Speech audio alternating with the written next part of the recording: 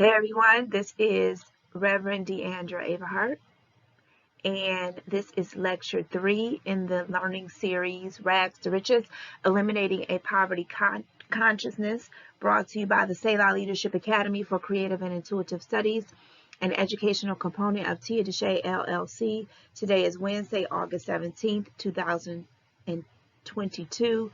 It is 11:19 a.m. Legal disclaimer. This entire PowerPoint course of the Selah Leadership Academy for Creative and Intuitive Studies is copyrighted 2015 to 2022 by the Selah Leadership Academy for Creative and Intuitive Studies, LLC, and Tia DeShay, LLC. All rights reserved. This PowerPoint course may not be copied or duplicated in whole or part by any means without express prior agreement in writing with the owner and creator, or unless specifically noted on this presentation. Some photographs or documents contained in this PowerPoint presentation course may be the copyrighted property of others. Acknowledgement of those copyrights is hereby given. Our agenda for today's lecture: vision, mission, rationale, and motto statements, scripture, cultural trailblazer, course intentions, the lecture, references, and completion. Our vision, mission, rationale, and motto for the Selah Leadership Academy for Creative and Intuitive Studies is as follows. Vision, mission statement: to change, challenge, and heal generations. Mission statement: to create a learning space where people know, recognize, and understand that the tools and resources needed to change, challenge, and heal themselves already exist within. Rationale: people, specifically melanated people of the African diaspora, want to be given the permission to exercise the right to change themselves, and our motto is learning starts within. Scripture and affirmation. Our scripture comes from Psalms, the 128th chapter, and the 2nd verse. You will eat the fruit of your labor. Blessings and prosperity will be yours. This comes from the New International Version of the Bible. Prosperity is when you eat the fruit of your labor and others don't eat the fruit of your labor. When your money is not going out to satisfy someone else. Someone else is not eating at your table. They're not eating and didn't contribute. Like, you did all the work. You put in all the effort, but yet they're eating off what you worked for.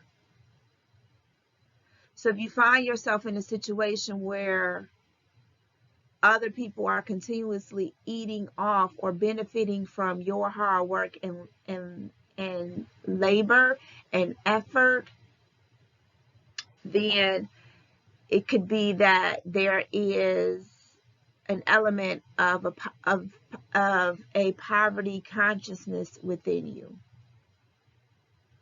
because we are supposed to eat the fruit of our labor.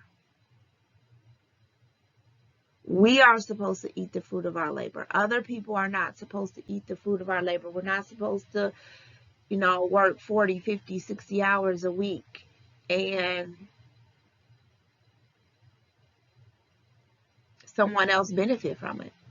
That's what the scripture is saying. Like, you're supposed to benefit from the creativity, from the focus, from the determination, from the persistence, from the discipline that you put into your work.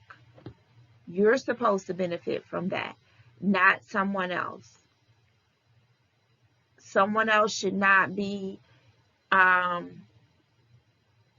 working off the sweat of your labor, benefiting, you doing all the hard work and they do nothing, but yet reap all the benefits.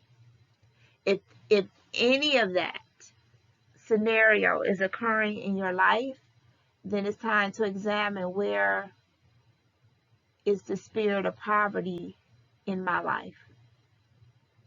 The affirmation for today: the God part of my mind already knows exactly which creative idea needs to be known by the conscious level of my mind to experience more prospering.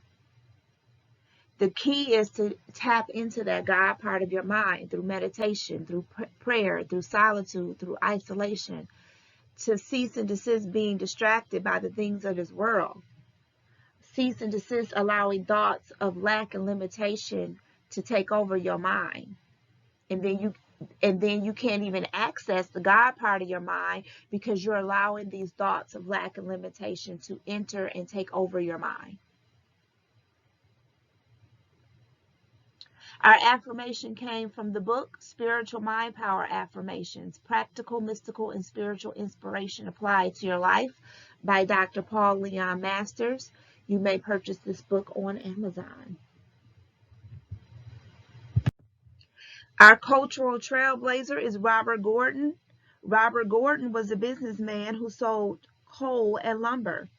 At the time of his death in 1884, Robert Gordon's estate was worth approximately $150,000, which converts into $3 million today. This was taken from the book Wealthy Blacks Before the Emancipation Proclamation of 1863, written by Kimberly Jones in 2020. So the money figures that you see are what that amount was worth in 2020.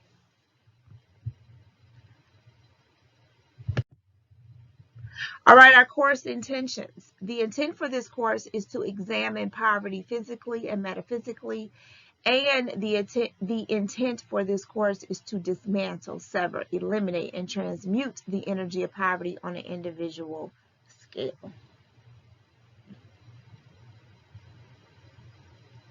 And really, remember, energy cannot be destroyed. It can only be transmuted. So really, eliminate needs to be deleted from this particular intention, because you cannot eliminate energy. You can only transmute it. Now, you can cut it. You can sever it from your life. You can dismantle it from your life. But the spirit of poverty cannot be eliminated. It can only be transmuted.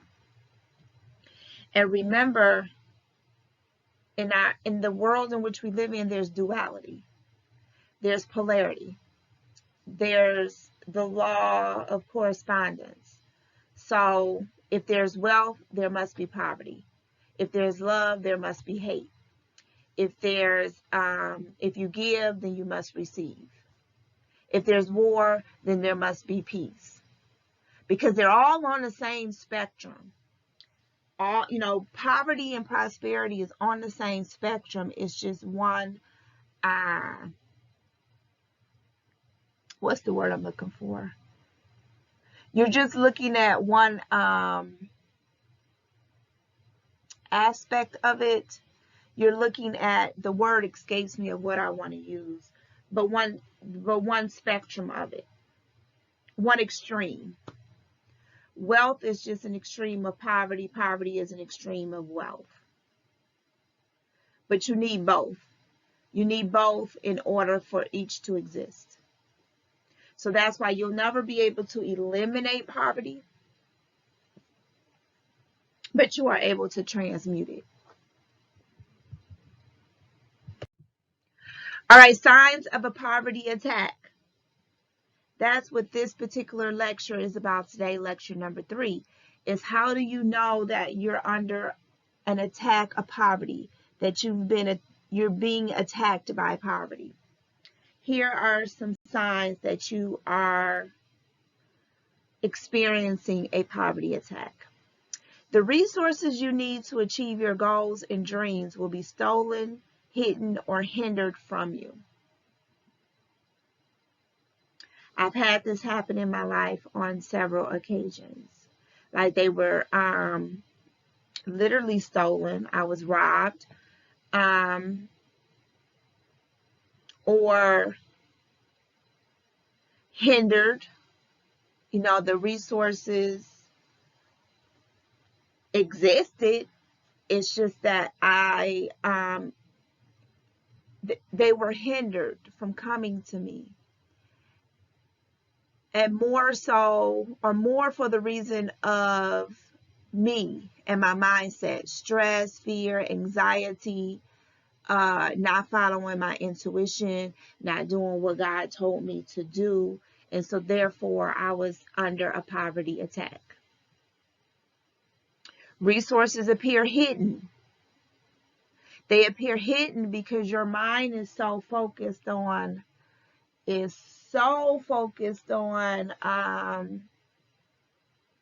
lack and limitation and what am I going to do? I don't have the money, stress, stress, stress. And so it appears that the resources that you need are hidden, but they're really not hidden. It's just that your mind is so focused on the problem that you don't see the solution. The spirit of poverty will make you sow and toil, but ensures that you get little or nothing from your labor. We just talked about that in the scripture for today's class. The spirit of poverty will make sure that you work 50, 60 hours a week and have nothing to show for it. You are literally living hand to mouth. As soon as you make the money, it's gone. It's gone. The money is gone while you're making the money. While you're at work, clocked in, accumulating your hours for the day, that money is gone. That's an example of number 2. Like literally, it's gone while you're working. It's not even gone before you cash a check. It's gone while you're working. So you're doing all of this and have nothing to show for it. The spirit of poverty frustrates and stops people from having the means to earning money for a living. Sometimes people just get so frustrated because it feels as if they just can't get out of this hole, of this dark hole, of this abyss of poverty, that they just stop working. They just stop because it's just like, no matter what I do, it's just one thing after another. You see a lot of this with men who are behind in child support. You know, they just so behind that they just say, forget it. It's just no way I'm going to catch up. And so they just stop working. You know, they may do an odd job here and there, but under the table, but they just stop working. That's an example of the spirit of poverty. You just get so frustrated because you just can't seem to get your head above water that you just stop. You just give up. Spirit of poverty attack. Signs of a poverty attack. The spirit of poverty causes a man who earns very good income to become a victim of wasters and devourers. All of a sudden, you start attracting people who are leeches. Or all of a sudden, you start falling victim to scams or quick money schemes. Or just hanging out with people who take your money. You know, like they're just leeching off of you. Always want to party and turn up on your dime. But yet, you know, you make a fairly good amount of money, an excellent amount of money. But yet, you seem to attract these people who just devour and waste your money. Or you tend to attract situations and events where you just waste your money. The spirit of poverty makes you to employ wrong personnel who eventually defraud your company, thereby putting the organization back to zero level. And this is unconsciously. Remember in yesterday's lecture was Tuesday, August the 16th. And in that lecture, I mentioned about how Poverty was compared to like a robber, a thief.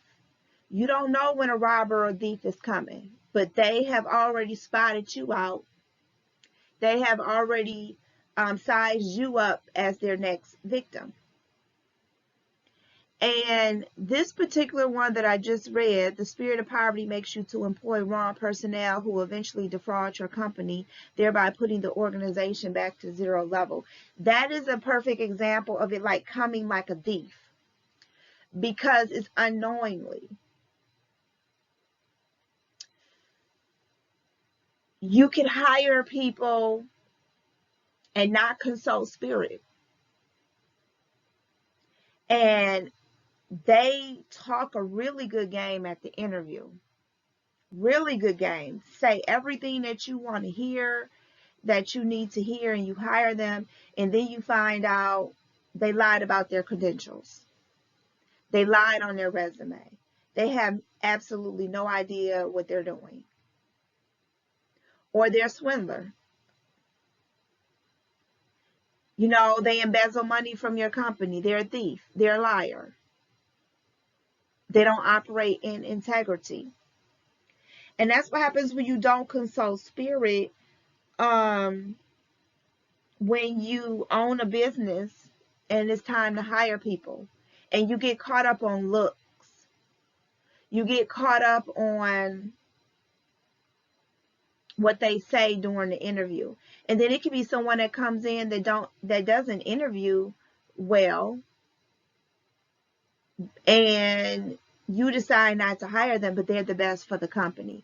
Or maybe they don't fit the image that you have for your company, but they're the best for your company. Or maybe they're the wrong gender, or maybe they're the wrong race.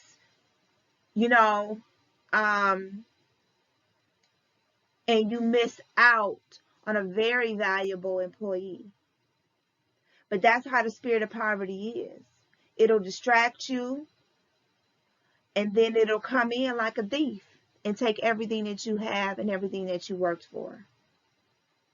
So if you find yourself as a business owner and you just consistently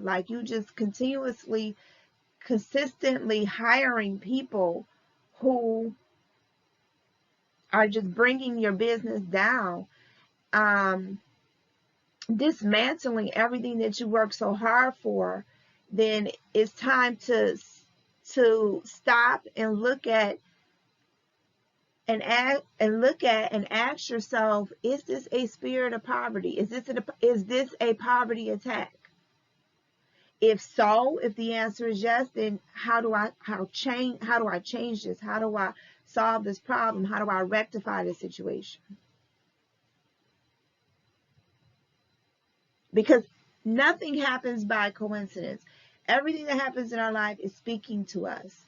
It's either telling us things that we need to heal about ourselves, or it's confirming what our gut intuition, our gut is telling us, our intuition is telling us, what God, our ancestors have been telling us. It's just confirmation, but everything is talking to us. Everything in our life is speaking to us and giving us messages. So if you just seem to just not making you're just not making good decisions when it comes to hiring people for your job and organization, and they just end up stealing from you. And it may not even be physical money. They're stealing company time. Like they half-ass. They come to work and just do just enough or don't do enough. And it's starting to affect productivity. It's starting to affect your profits. It's starting to affect the progress of your company. And you're just consistently making those mistakes when it comes to hiring. Then it's time to see, is this a spirit of poverty? What is this saying to me? Why do I keep losing? And then address it, acknowledge it, and then resolve the issue. Signs of a poverty attack. The spirit of poverty will encourage you to date your secretary or any of your female staff in your company. When tomorrow, all of this will make sense. because tomorrow's lecture is about the different types of poverty. And this is just not for men, it's for women too. It can go either way. It could go either way. Dating someone that you work with, regardless of gender, dating someone that you work with. Are you doing it to save money? Are you doing it, because if you date the person, you don't have to pay them what they're technically worth because they're so in la la land, in the relationship with you that they're not really looking at the fact that you're not paying them what they're worth. You're not paying them according to the standard of living. So are you doing it as a cheap way out? Is it a sign of poverty? Is it a sign of greed? I want my cake. Well, is it a sign of greed? Is it a sign of I'm the boss and I can do whatever I want? A sign of greed and arrogance. Because yesterday's lecture said that greed and arrogance is an attribute or a symptom of poverty. So, you date your employees with an attitude of this is my company and I can do what I want to do. And nobody can check me on it. So if I want to date my employees, then I can. But tomorrow you'll learn that it's also a sign of another type of poverty. Dating employees. It's also a sign of just integrity, being a person of integrity. But it'll connect tomorrow when I talk about the 6 types of poverty. But whether we connect it with that or not, being a boss and dating your employees is a spirit of poverty. The spirit of poverty makes a breadwinner not to take care of his wife, children, and the home, but will gladly waste money outside on unprofitable and unreasonable purposes. This goes for women as well. You don't take care of home. You go buy the car, the clothes, the hair, the nails, to stunt for the outside world, but your kids will wear the same school uniform for an entire year. But you make sure you look good. Your kids, your children are all in one room. You need a bigger place, but you put them all in one room for a cheaper place so you can use that extra money on yourself.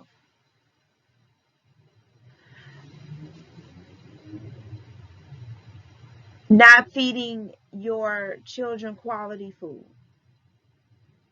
because you want that extra money to make sure you look good. So you buy the cheaper food so you can have the extra money so you look good. So you can party and you can go have fun.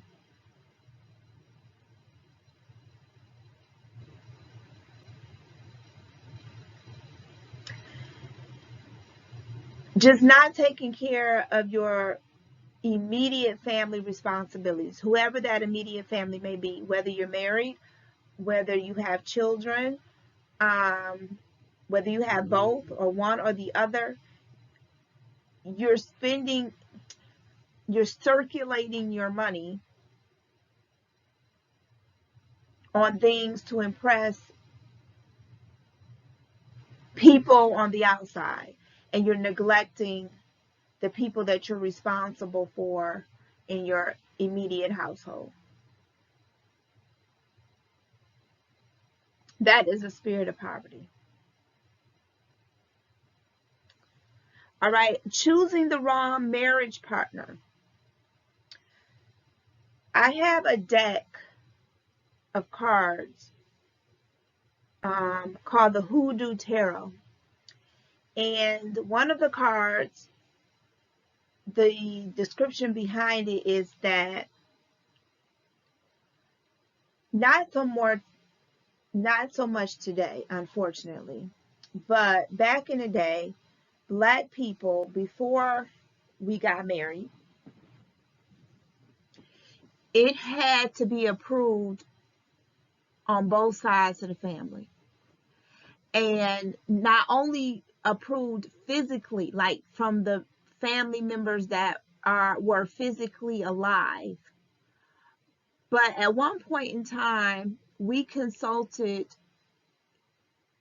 the ancestors who had transitioned.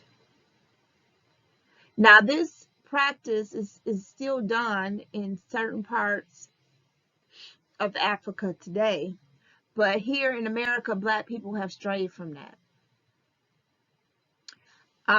It's very rare now that you even get the blessing of the father, if the father is even in the picture.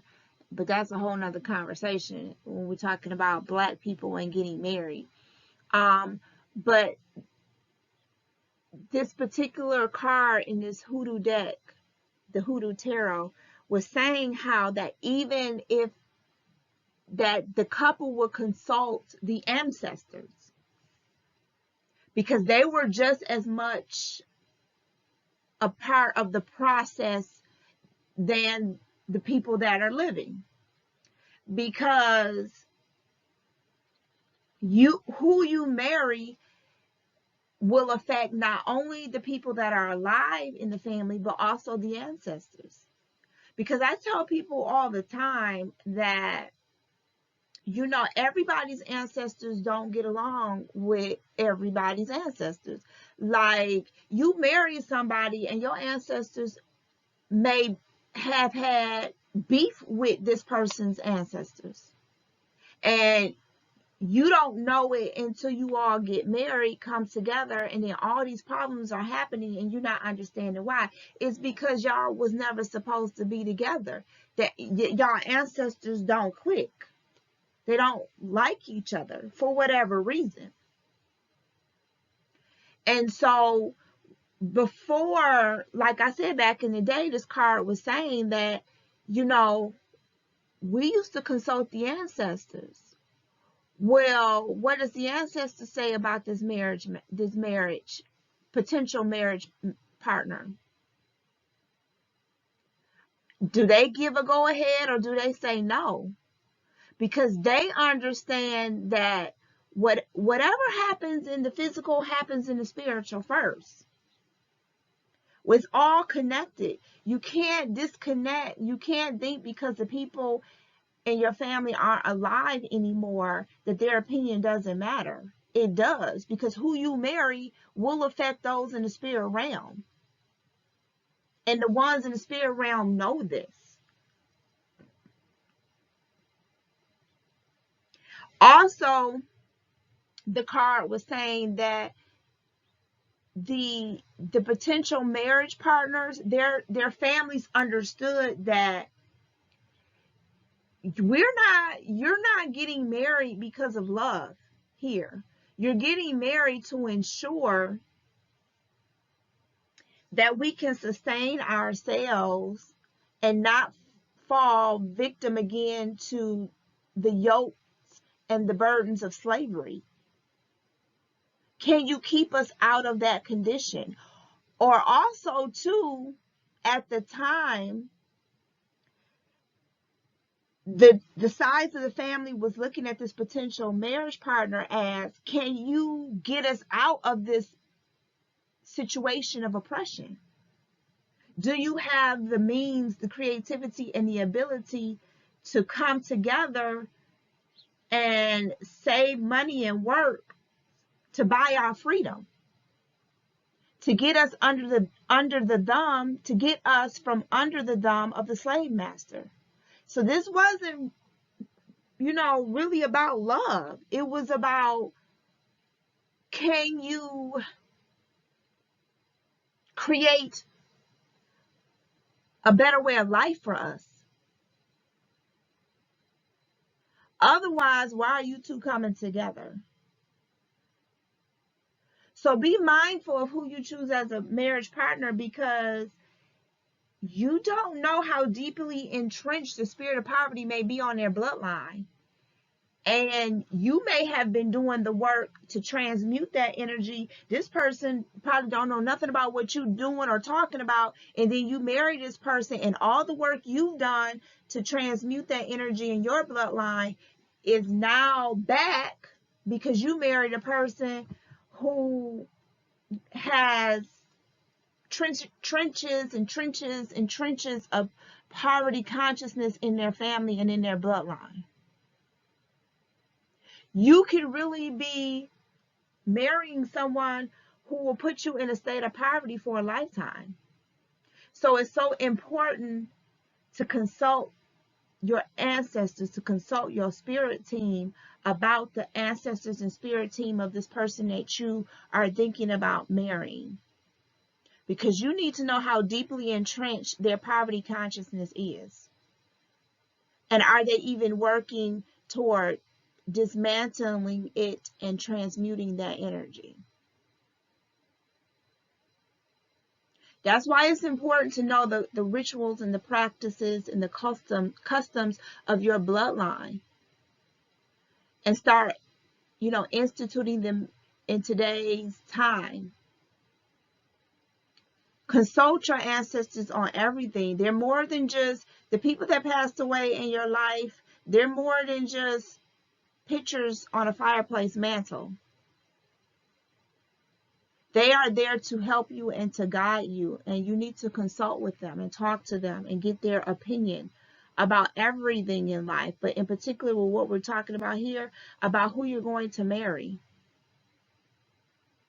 Because in yesterday's lecture, I was like, you need to consult with your ancestors and see what the covenant is that they established with God about how your bloodline is to prosper. So if you're going to get married, well, what's the covenant that person has? What's the covenant that person's bloodline has with God about how they're going to prosper? Do they even know it? Are they even aware of it? And it may not even align with yours, with your covenant. So this is a way that this is a sign that you're under a poverty attack, because you may have chosen the wrong person to marry. Or you may be getting signs before you even get married. You may be engaged, or you may be thinking about marrying this person, and you're getting signs, blatant signs. Your ancestors telling you this person is going to eat you out of house and home. It's going to be like a hole in your pocket. And you're already starting to see that, and you're not understanding why. Well, it's because of the person, that you're thinking about marrying, or that you're engaged to. This can even go with just choosing the wrong set of friends, the wrong set of people to hang with. I have seen it with my own two eyes. I have seen it. That people, start associating with a particular person, and their life just starts going downhill because of what's attached to that person.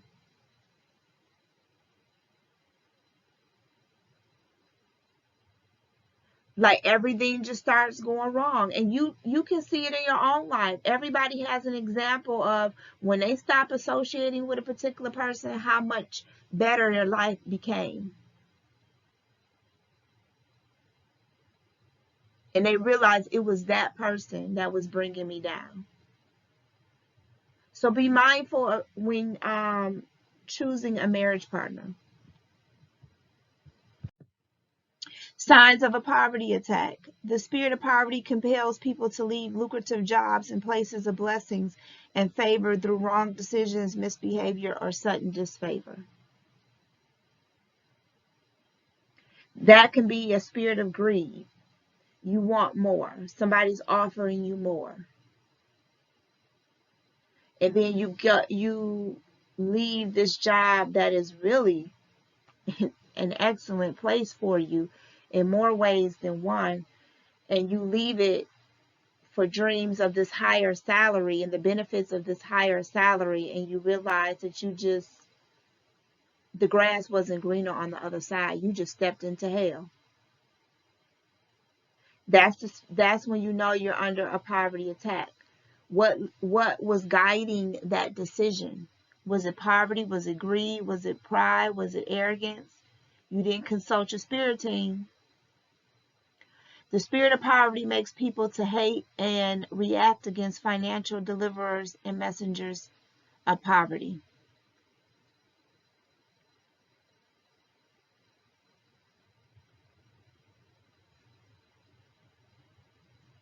When you don't, perfect example of this I'm hearing to share with you are the people who was so against Reverend Ike. Reverend Ike, his ministry, he believed it to the very end that it was a prosperity. His assignment was to elevate people to a prosperity consciousness, way of life and thinking. And those who came against him, who hated him, and all he do was talk about money, money, money, money, money, money. Well, that's a sign of a poverty attack. Why would you hate that? Why would you be against that? And if it's not for you, okay, it's just not for you. You don't have to spew venom and hate and disparaging remarks and assassinate a person's character just because you don't agree with the message. If it's not for you, it's not for you. But to be hateful and spiteful for people who are delivering messages to help raise your consciousness out of poverty shows that you're under a poverty attack. Because why do you hate it so much? Why do you it just gets under your skin? You just get so irritated and you just start, you just get angry. It's time to ask yourself why. If this is what the person believes in, they have receipts and proof that it has worked for them, then that's fine. But for you to just attack them and attack their message, it shows that you are being attacked by a spirit of poverty. When you want to tell people what to do with their money, how are poor people telling rich people what to do with their money? How to spend their money? Amazes me how people will want to tell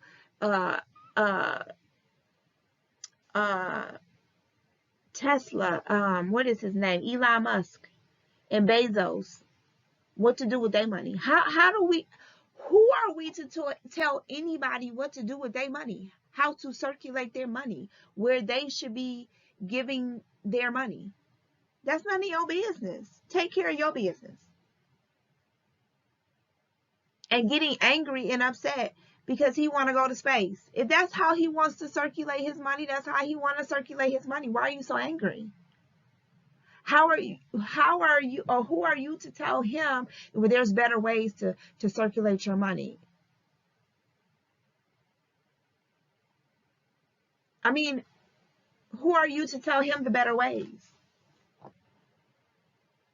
There are people out here hungry and starving and you're going into space. Okay, well, how about you solve the problem then? If you've identified the problem, then solve it.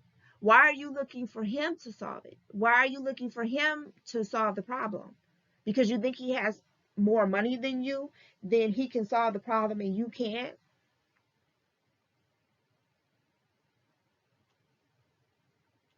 No, no, people. Absolutely not. No,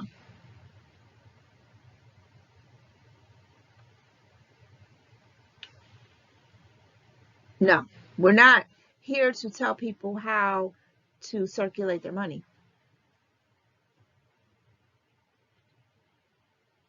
Now, I can suggest to you how to increase your money, ways to make more money and create more income in your life. Definitely, for sure, because now you're offering a solution to a problem. But once you create that income, once you increase the money, it's hands off. I'm not here to tell you how to circulate that. That's for you to decide. And we need to know the difference. We need to understand the difference between helping people create more money versus telling people how to circulate their money.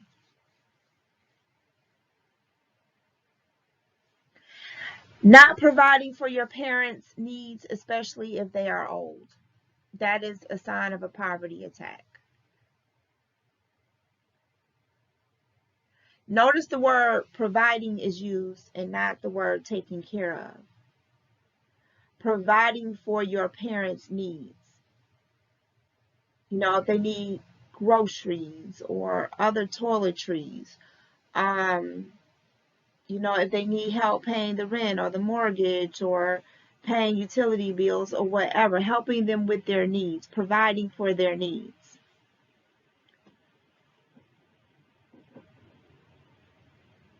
It is inexcusable for anyone that is still living at home and you're not helping provide for your parents' needs.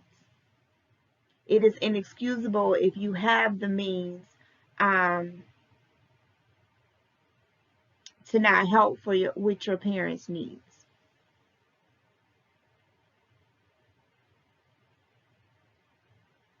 Now, some may say, well, isn't that the same? You're telling me what to do with my money? You're telling me how to circulate my money, and you just said, don't tell people how to circulate their money.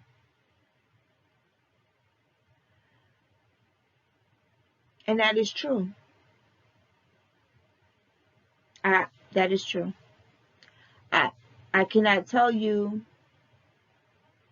how to circulate your money, where you should circulate your money. And that includes whether or not you're going to provide for your parents. But, well, it's no but. Trying to think of a way.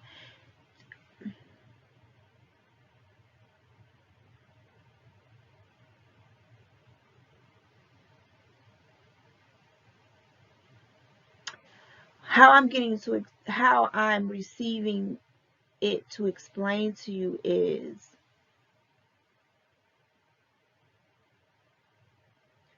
be mindful of, in one instance, looking at rich people and saying how they should spend their money, and there's people out here that are hungry and homeless, yet you're going to the moon, yet you're not even taking care of your immediate family. Be very mindful. How can you expect one person to do something that you're not even doing? And are you justifying it by saying they have more than you? So because they have more than you, that absolves you from helping people in need.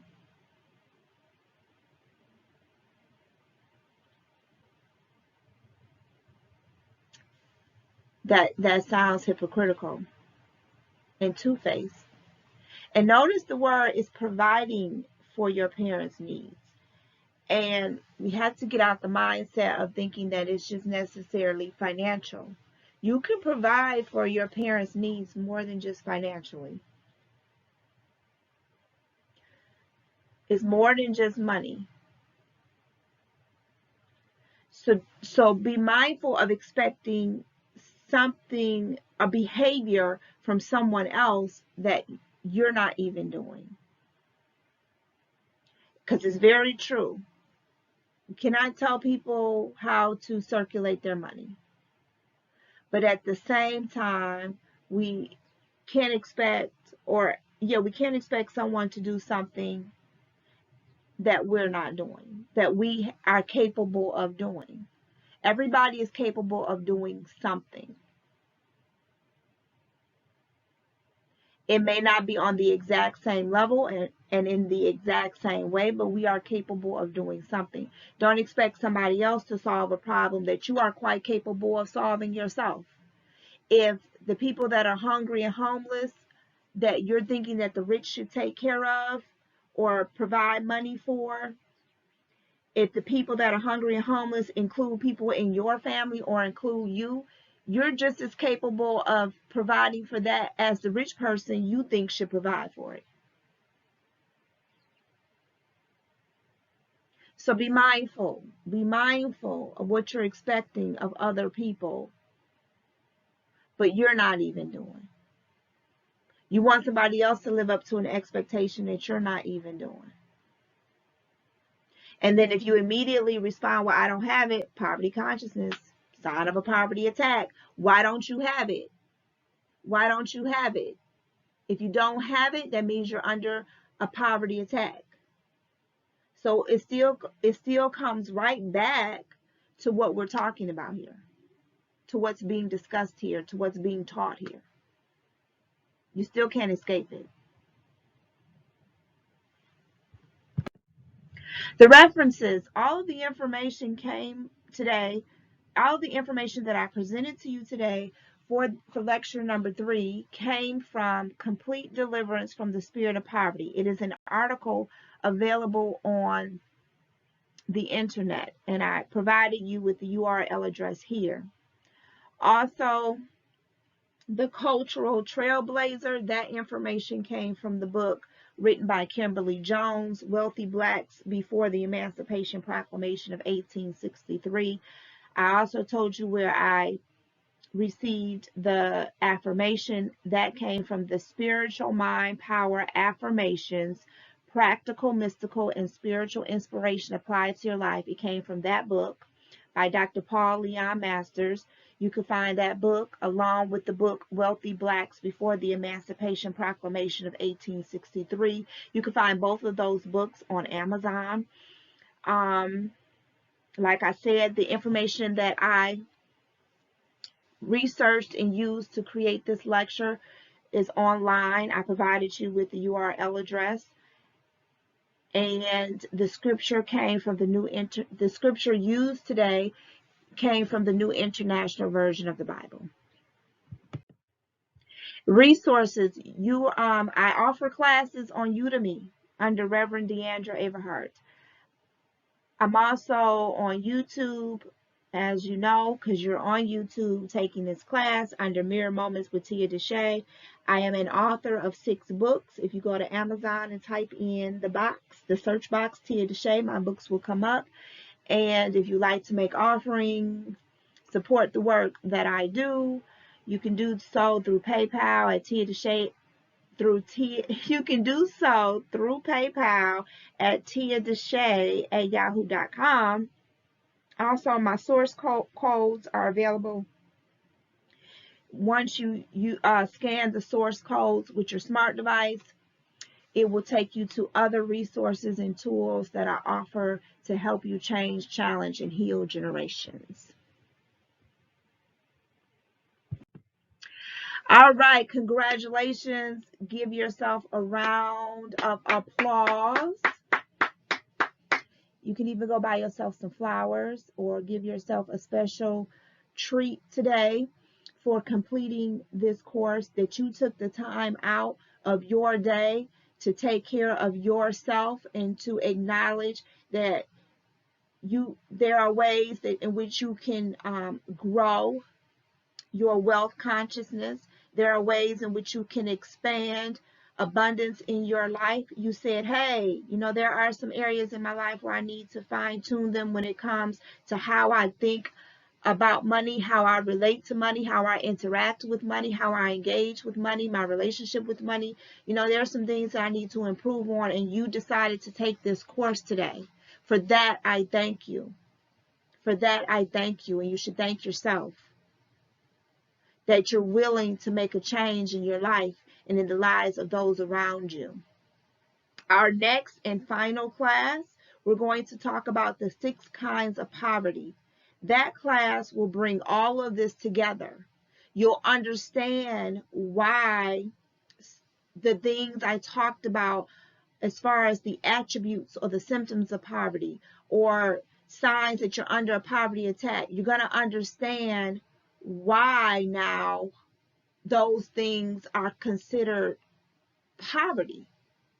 Because remember, we got to expand our mind. Poverty is more than not having enough money. You can have all the money in the world and still have a poverty consciousness. And you're going to learn about that in the next class. Remember, we have to expand our awareness. Poverty means more than just not having money. It's more than that. It is more than that. What we do is we call it mental health. We call it other things, but we don't call it poverty. And we're going to learn about that in the next and final class of this learning series, Rags to Riches, Eliminating a Poverty Consciousness. I'm actually going to change that because we're not eliminating it. We're just transmuting. So I'm going to change it because it's not eliminating, it's transmuting. So until our next class, thank you for allowing me to teach this concept to you. Thank you. Until next time, be blessed and stay aware.